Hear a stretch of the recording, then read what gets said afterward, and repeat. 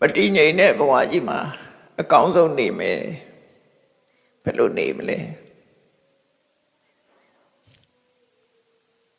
နံပါတ်1ကလူဘဝဆိုတာလှုပ်ရှားရုန်းကန်ပြီးတော့အလုပ်လုပ်ပြီးတော့ဘဝမှာယက်တည်ကြရတာဖြစ်တယ်အသိပညာတတ်ပညာတွေကိုအမိပြုပြီးတော့အသက်ရှင်ကြရတာဖြစ်တယ်ဒါကြောင့်မို့နံပါတ်1က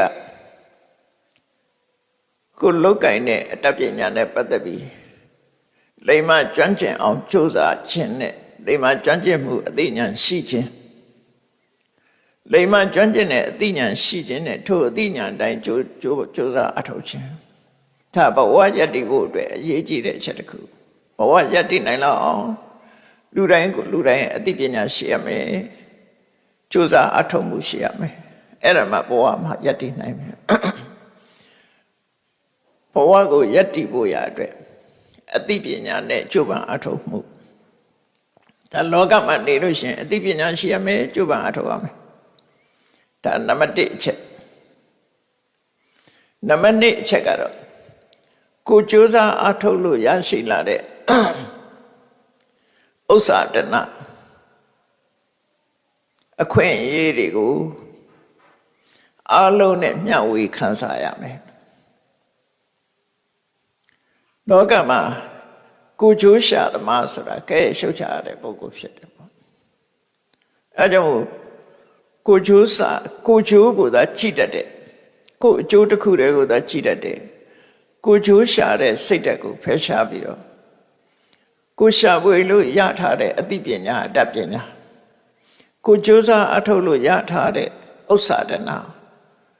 အများနဲ့ခွဲဝေသုံးစွဲနိုင်ရမယ်ဒါတခုဒါဆိုလိုတာကလောကထဲမှာဖြစ်လာရင်လောကကိုအကျိုးပြုရမယ်လို့ပြောတာနော်လောကထဲမှာနေပြီးတော့လောကကိုဘာတွေအကျိုးပြုသွားသလဲ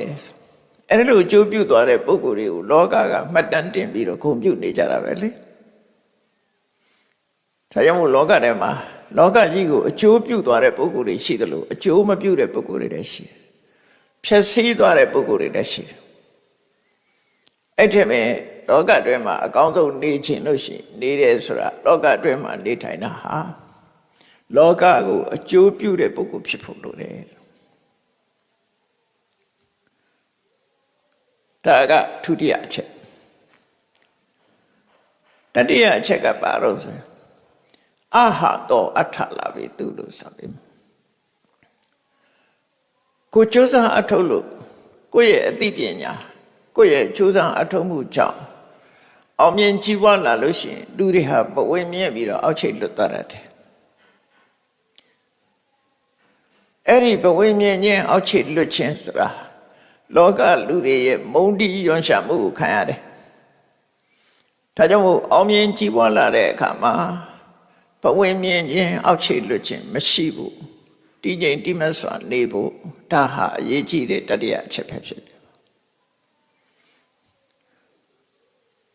စတုတ္ထအချက်ကတော့ဘာလို့ဆိုလူလောကဆိုတာသာဝရတာယာနေတာမဟုတ်ဘူးအဆိုးနဲ့တွေ့တဲ့အခါရှိတယ်အောင်မြင်တဲ့အခါရှိတယ်လို့ကြာဆုံးတဲ့အခါရှိတယ်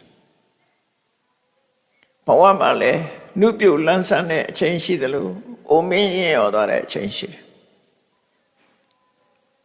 ဥစ္စာရဏကြွယ်ဝချမ်းသာတဲ့အချိန်ရှိတယ်လို့ဆင်းရဲမွဲတေသွားတဲ့အချိန်ကလည်းရှိတယ်စိတ်ချမ်းသာကိုယ်ချမ်းသာနဲ့ကြုံရတာရှိတယ်လို့